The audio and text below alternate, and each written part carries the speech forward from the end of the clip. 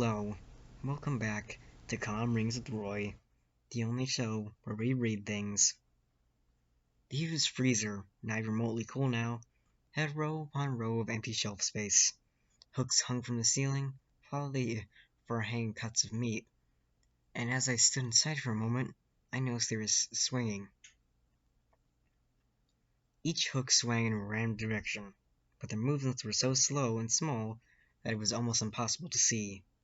I'd feared it had been caused by footsteps, so I stopped one from swinging by clutching it in my fist, then carefully letting it go, but within seconds it started swinging once more. The bathrooms were in much the same state as the rest of the place.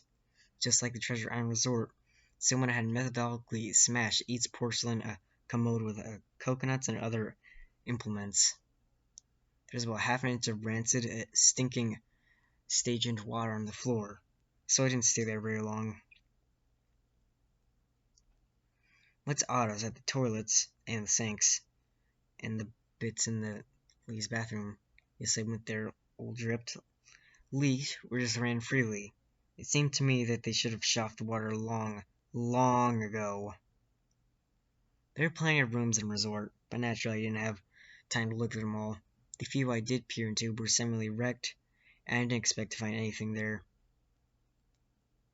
I thought there was actually a television or a radio in one room, as I really think I heard a quiet conversation coming out. Although it was like a whisper, probably my own breathing echoing in the silence, or just another case of the sound flowing of water playing tricks on the mind. This is what it sounded like.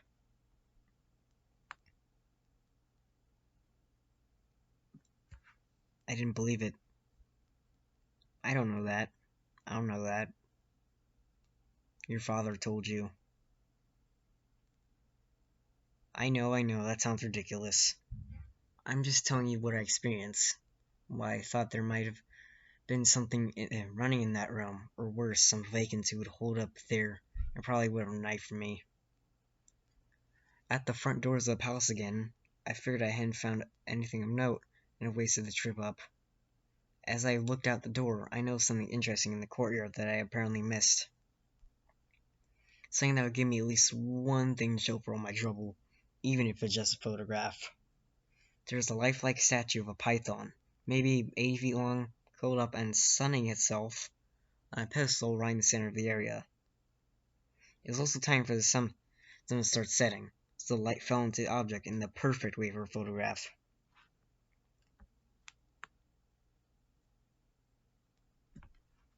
I approached the python and snapped a photo. Then I stood on my toes, snapped another. I moved closer again to get detail of its face. Slowly, casually, the python lifted its head, looked directly into my eyes, turned, and slithered off the pedestal, across the grass, and into the trees. All 80 feet of it. Its head long disappeared to the woods, before its tail even left the sunning spot. Disney had released all their exotic animals onto the grounds. Right there on my floor plan was a reptile house. I should have known. I'd read about the sharks at Treasure Isle, and I should have known they've done this. I was dumbfounded, just utterly spoofed. My mouth must have been hanging open for the longest time before I came back down to earth and snapped shut. I blinked a few times, backed away from where the snake had been, back towards the palace. Even though it was totally gone, I still wasn't taking any chances and backed away into the building. Took a few deep breaths and slaps on my own face to get myself right in the head after that. I looked for a place to sit down, as my legs were feeling a bit jelly at this point.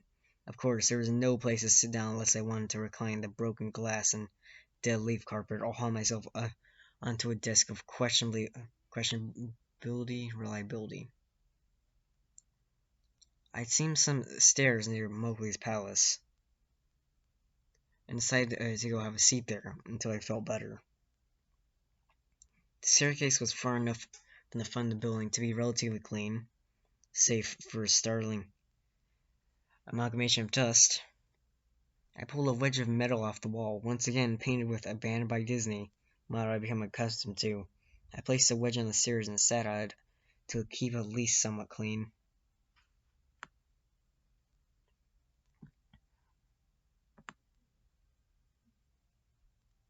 The stairway led downward, below ground level, using my camera flash as a sort of improved flashlight. I could see the staircase ended in a metal mesh door with a padlock, a sign door, a real sign. Read, mascots only, thank you. This perked up my spirits a little bit, for two reasons. One, a mascots only area would have definitely had something interesting back in the day. Two, the padlock was still in place. Nobody had gone down there. Not the vandals, not the looters. Nobody. This was the one place I could actually explore and perhaps find something interesting to photograph or wantonly steal. I had come to the palace essentially agreeing with myself that it was okay to take anything in one because, hey, abandoned. It didn't take much to bust the lock. Well, actually, that's wrong. It didn't take much to bust the metal plate on the wall that the padlock was hooked to. Tom and Nagay had done most of the work for me. I was able to bend the metal plate enough to pull the screws out of the wall, something nobody else had apparently thought of or had been able to do at the time. The mascots only area was a startling and very welcome change from the rest of the building I'd seen. For one, every second or third fluorescent light overhead was illuminated, even though they flickered and faded randomly so. Nothing had been stolen or broken, even if age and exposure were definitely taking a toll. Tables had notepads, pens, and there were clocks, even a punch-in clock on the wall filled with timeout cards. Chairs were scattered around. There was even a small break room with an old stacked filled television and long rotted out food and drink on the counters. It was like one of those post-apocalyptic movies where everything is led to a state of evacuation. As I walked the maze-like sub-basement halls of the mascot-only area, the lights just became more and more interesting. As I went further, desks and tables were knocked over, paper scattered, almost melted with a damp floor, and a large copy of mold was slowly overtaking the real, rotting crimson floor covering. Everything was just sort of squishy. Anything would disintegrate into mush when I applied even the least amount of force, and clothing items were hanging on hooks in one of the rooms, simply filled to moist threads if I tried to unhook them. One thing that annoyed me was the light was becoming more and more sparse and unreliable as I went further into the dank, suffocating depths of the place. Eventually, I reached a black and yellow striped door with the words Character Prep 1 stenciled on it. The door wouldn't open at first. I figured this is probably where the costumes were kept, and I definitely wanted a photograph of what the twisted, stinking mess try as I might. Whatever angle or trick I tried, the door wouldn't budge. That is, until I gave up and started to walk away. That was when a slight popping noise, and the door creaked open slowly. Inside the room was completely dark, pitch black. I used the camera flash to look for a light switch on the wall by the door, but there was nothing. As I made my search, I was jarred out of my sense of excitement by a loud electrical buzz. Rows of lights overhead suddenly flashed to life, flickering and fading, in and out like the rest I had passed. It took me a second for my eyes to adjust, and it seemed like the light was just going to keep getting brighter until all the bulbs exploded. This gen, I thought it would reach the critical stage. The lights dimmed a bit and steadied. The room was exactly how I had pictured it. Various Disney costumes hang on the walls, fully put together like strange cartoon covers hung from invisible nooses. There was an entire rack of loincloths and native clothes on the hangers towards the back. What I found odd, and what I wanted to photograph right away, was a Mickey Mouse costume at the center of the room. Unlike the other costumes, it was lying on its back in the center of the floor, like a murder victim.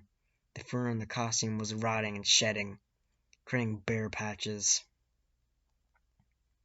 That was even odder, however.